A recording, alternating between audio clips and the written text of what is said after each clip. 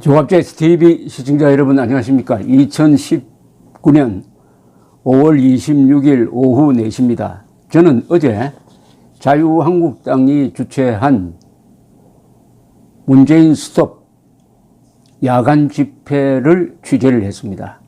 어제 오후 6시부터 세종문화회관 앞에서 약 3시간 동안 진행되었습니다. 야간 가두 행진을 포함해서 자유한국당이 야간 대규모 집회를 주최한 것은 제 기억으로는 처음으로 느껴집니다. 야간 집회라는 긴박성이 과연 어느 정도 표출되느냐, 그게 궁금을 했습니다. 6시에 도착해 보니까 상당히 분위기가 어수선하고 좀 혼란스러웠습니다. 왜냐하면은 바로 그 옆에 세종대왕상 앞에서는 4.16 연대가 주최한 5.25 범국민 촛불문화제가 열리고 있었는데, 그 연사들이 한국당 나경원 그리고 황교안 씨를 직설적으로 비판하고 있었습니다. 그 확성기 소리가 얼마나 컸던지 자유한국당의 확성기 소리가 잘 들리지 않을 정도였습니다. 그러니까 양쪽에서 나오는 각각 다른 메시지를 듣고 있었던 청중들도 상당히 괴로웠을 겁니다. 귀가 고문을 당한 셈이죠. 그런데 전체적으로 이 자유한국당은 사회자도 그렇고 연사들도 그렇고 그 옆에서 들어오는 공격을 무시했습니다. 웬만하면 고함을 지르고 대응할 만도 한데, 그러다가 보니까 이 청중들도 애써 무시했습니다.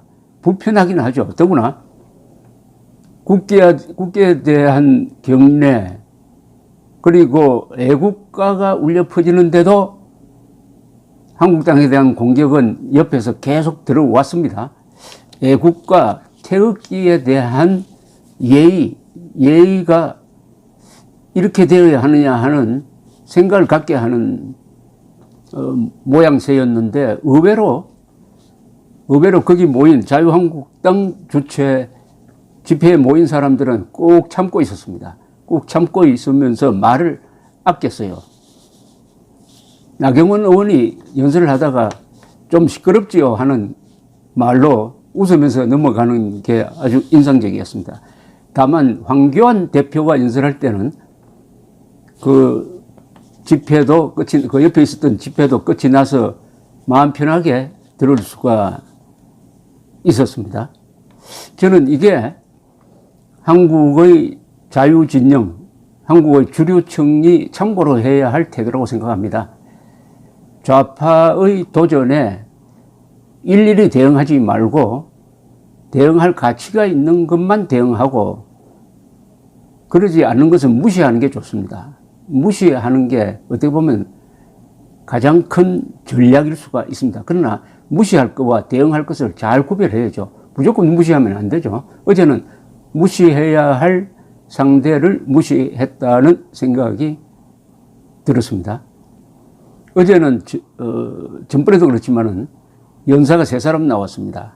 전대엽, 요사이 인기 있는 전대엽 학생이 나와서 문재인 대통령을 향해서 이게 나라냐라고 촛불 시위를 하더니, 그러면은 문재인 대통령이 만들어가는 이 나라, 이건 나라냐 하고 아주 당당하게 청와대를 향해서 질문을 했습니다. 그 다음에 나경원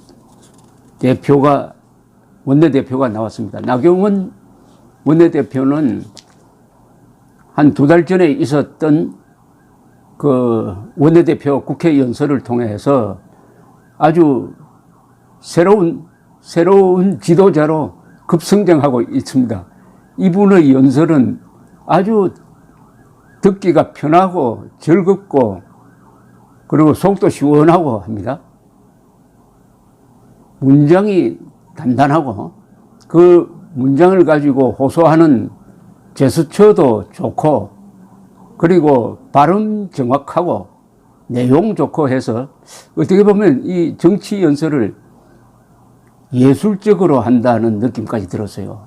더구나 어제 옆에서 소란스러운데도 불구하고 목소리를 높이니까 더 좋았습니다. 이분이 스타가 된 게 국회에서 문재인 대통령을 향해서 김정은의 수석 대변인 역할 안 했으면 좋겠다고 할 때 민주당이 들고 일어나서 그 연설을 막으려고 했기 때문에 또 막으려고 하는 그 사태에 대해서 의연하게 대처하였으므로 더욱 돋보였듯이 어제도 옆에서 잡음이 들어와도 꿋꿋하게 연설하는 내용이 또 좋았습니다.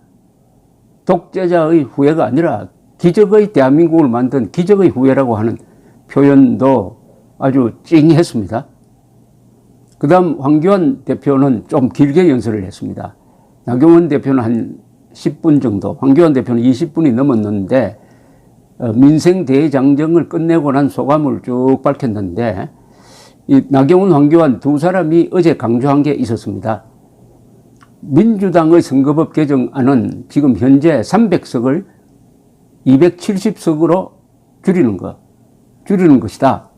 비례대표제를 없애버리고, 그러니까 정원 10% 감축안이다.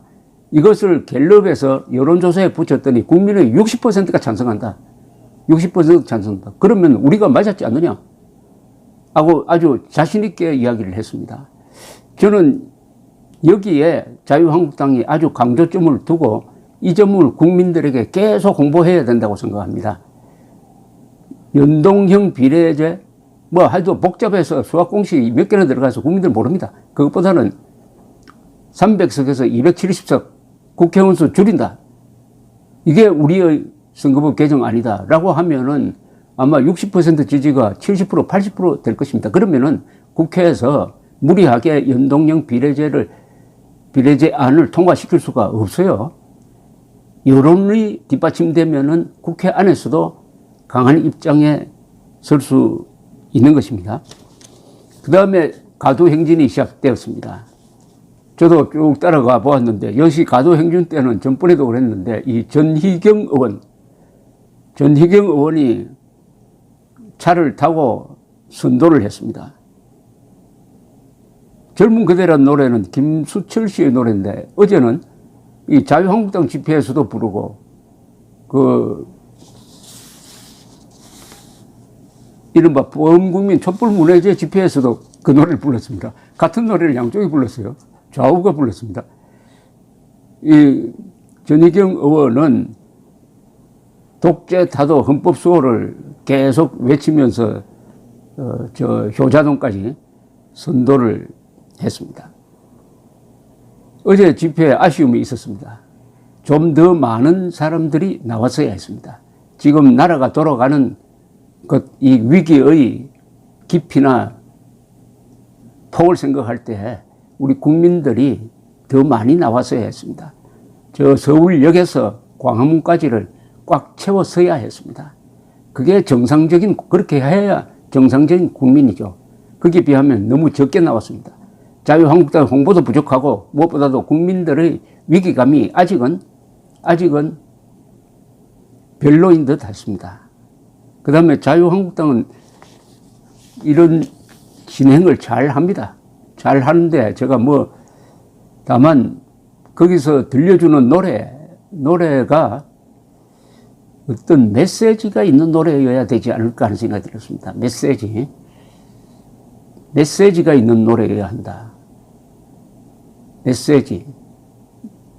그동안에 우리 애국진영에서 발신하는 메시지는 노래로 표현될 때는 김동진 작곡, 조국 창가, 그 다음에 박시춘 작곡, 전우여 잘 자라, 그 다음에 박정희 노래, 나의 조국 같은 이런 노래였는데, 그 이외에 좀 참신하면서도 젊은 사람들한테 호소력을 있으면서도 뭔가 메시지가 담긴 그런 노래를 만들든지 또는 선곡을 할 필요가 있지 않느냐 하는 생각이 들었습니다.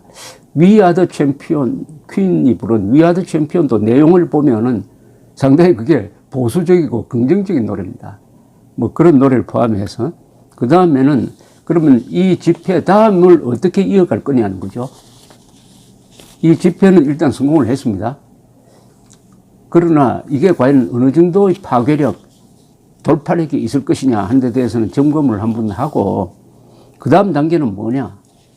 그 다음 단계는 뭐냐 하는 것입니다. 문재인 정권에 대한 법적 조치는 없느냐? 계속 자유한국당이 수사 대상이 되고 고발 대상이 되는데 그럼 문재인 정권을 수사 대상으로 만들 수 없느냐? 없습니까? 너무나 많지 않습니까? 고발장 써야죠. 그리고 다른 법적 조치를 취하는 법적으로 가는 법률적 문서를 하나 만들어내야 할 것입니다. 법률적. 법으로 해야 됩니다. 역시. 왜냐? 자유 진영이 기댈 수 있는 언덕은 대한민국 헌법입니다. 그리고 사실입니다. 사실. 그리고 지난 70년 동안 우리 주류 세력이 만들어낸 이 문명입니다. 문명은 제도입니다. 다음 단계가 뭐냐? 이게 궁금합니다. 감사합니다.